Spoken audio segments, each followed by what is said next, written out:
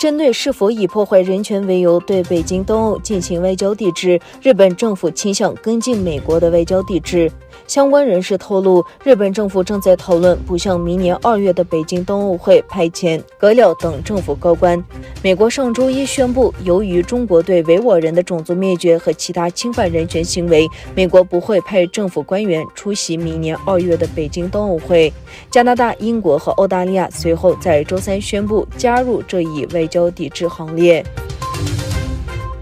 由于中国浙江省最近突然沦为新冠疫情重灾区，10多家中国上市公司在当地政府严防死堵的防疫政策下不得不暂时停产，导致这些公司的股价在星期一的交易中出现暴跌。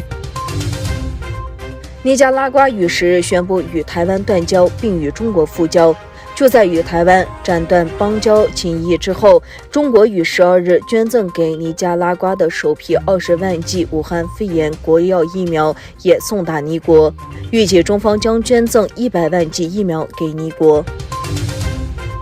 英国首相约翰逊与俄罗斯总统普京通电话，唐宁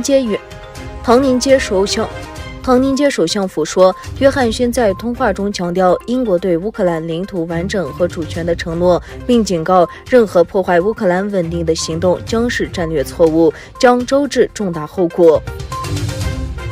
广东省卫生健康委2021年12月11日通报，惠州市报告一例 H5N6 病例。另一方面，天津市当局在一个从国外回来的人身上发现了变体，这是中国内地首次发现新冠病毒 Omicron 变异株。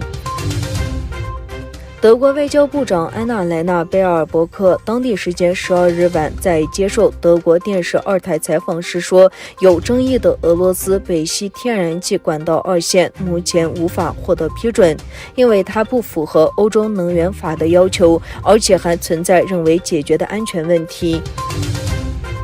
中国山东省烟台市一货轮12日在黄海海域进水沉没，船上共有14人，救援人员已打捞起12名船员，其中9人死亡，另有2人失踪。